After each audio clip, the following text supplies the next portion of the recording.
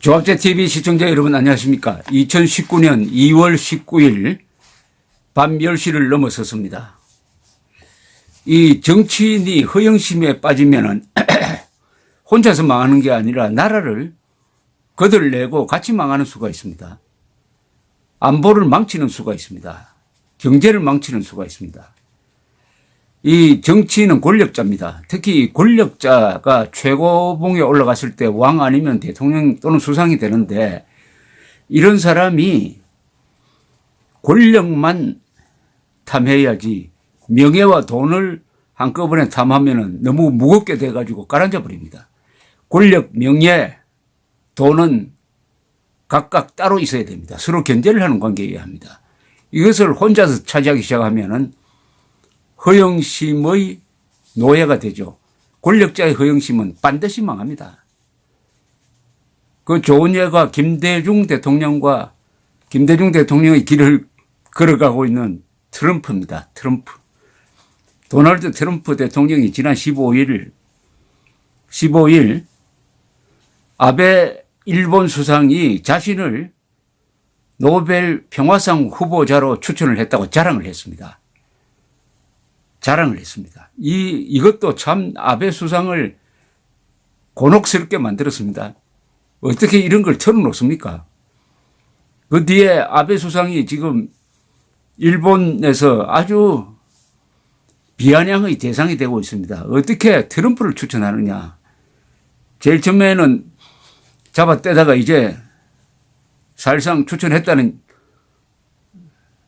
인정을 했습니다. 언제 추천을 했냐면 작년 8월 22일 트럼프 대통령이 휴가 중이던 아베 총리를 일부러 도쿄로 오게 해가지고 통화를 하면서 노벨 평화상에 추천을 해달라고 청탁을 했다는 겁니다.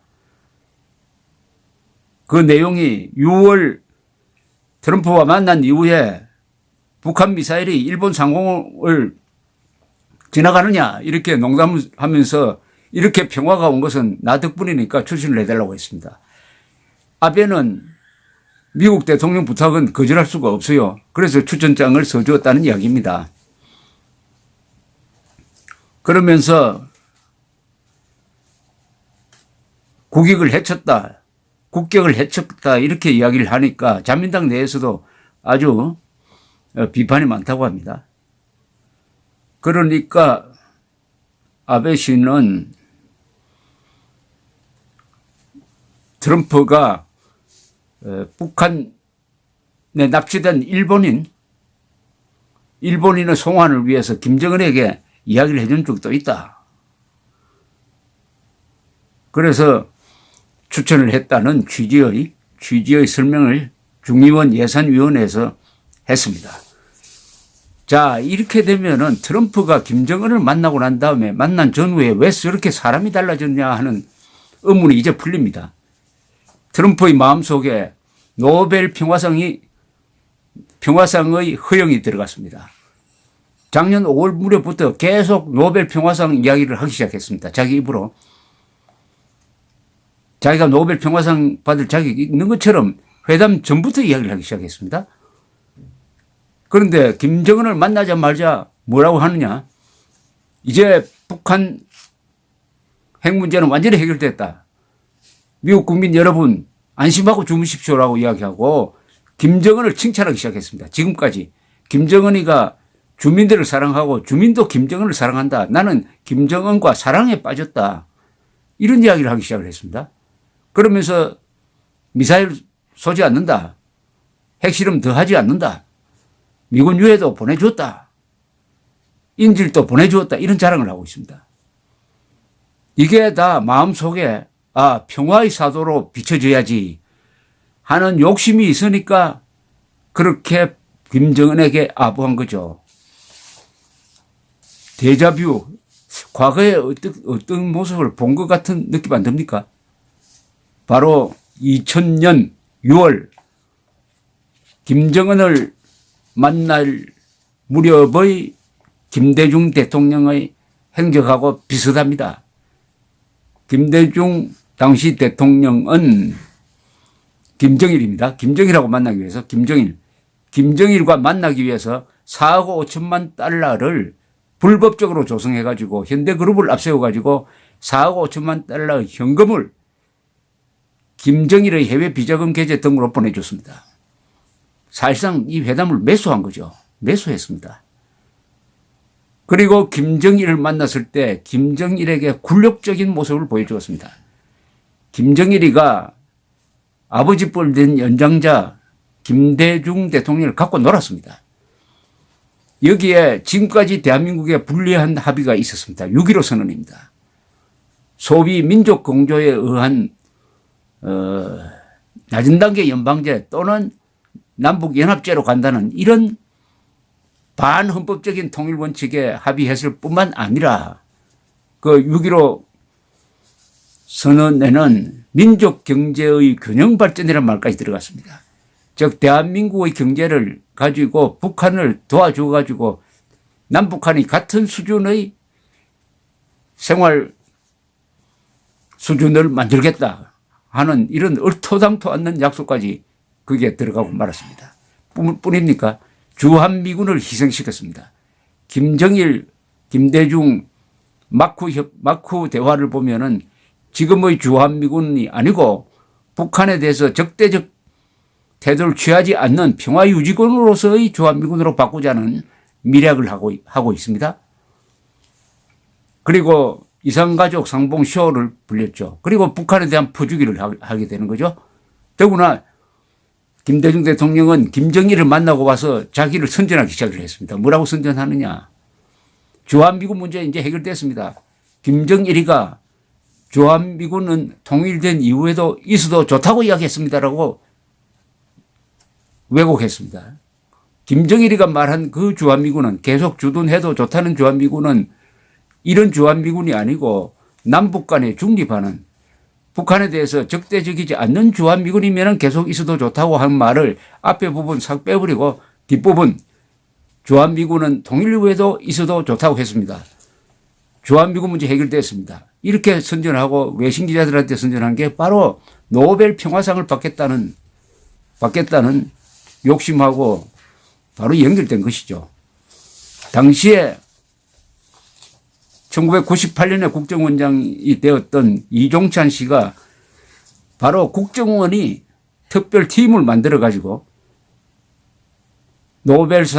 김대중 노벨 평화상 공작을 했다고 공개한 적이 있습니다. 동아일보에 회고록을 쓰면서 공개한 적이 있습니다. 이 김대중 대통령 측근이었던 김한정이라는 사람을 팀장처럼 부리면서 나중에는 이 김한정 씨가 바깥에 나가서 아시아 태평양 평화재단이 너무 방대하니까 아태 민주 지도자 회의를 이 재단에서 분리하여 바로 노벨 평화상 맞는 공작을 하도록 했고, 그다음에 이종찬 씨 본인도 직접 뛰어서 노르웨이에 가기도 하고, 그다음에 국정원장을 그만둔 다음에도 여러 방향에서 노벨 평화상을 받도록 뒷받침했다. 쉽게 말하면 국정원이 정부기관이 김대중 노벨 평화상 공작에 앞장섰다. 이런 고백을 한 게 2015년에 있습니다. 2015년에. 만약 박근혜 대통령이 그렇게 했으면 아마 지금쯤 그것 가지고 또 수사받고 재판받을 겁니다. 왜 국정원 특활비를 노벨 평화상 받는데 썼느냐고 아마 추궁했을 겁니다.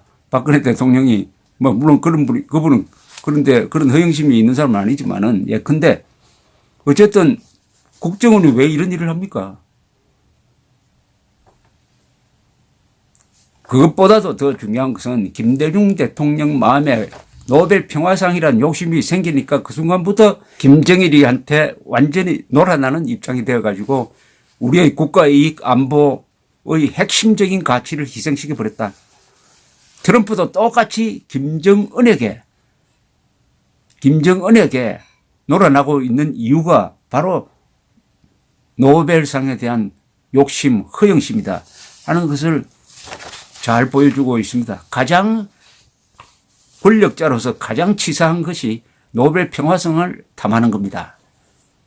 노벨 평화상을 탐했다가 어떻게 됐습니까? 키신저가 결국 월남을 공산화시키는데 앞장서고 말았습니다. 본인은 노벨 평화상 받았지만은 월남은 공산화되고 말았습니다. 또 노벨 평화상을 받고 뒤끝이 안 좋은 사람들이 있죠. 라빈, 페레스, 아라파트 세 사람. 오슬로 합의라고 그래가지고 1994년에 이제 팔레스타인 이스라엘 문제 해결되었다 해가지고 세 사람이 상을 받았습니다. 그 뒤에 어떻게 됐습니까? 그 1년 뒤에 라빈 수상 암살되고 아라파트 죽고 나서 지금 중동이 어떻게 됐습니까? 이 노벨 평화상은 정치인에게는 독입니다. 독. 트럼프도 망한다면은 이 노벨 평화상 허영심으로 망하게 될 것입니다. 김대중 대통령의 길을 지금 트럼프가 열심히 따라가고 있습니다. 열심히 따라가고. 그것도 김정일, 김정은 두 사람 무슨 할 짓이 없어가지고 김정일, 김정은의 힘을 도움을 받아가지고 노벨 평화상을 받는다는 그런 생각을 합니까? 마침 월간조선 이번호가 국정원이 김대중 비자금 의혹을 수사한 과정을 취재를 했습니다. 취재를 했습니다.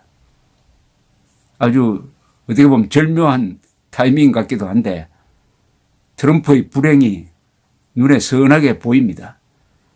권력자의 허영심은 본인도 망치고 나라도 망칩니다. 두고 봅시다. 감사합니다.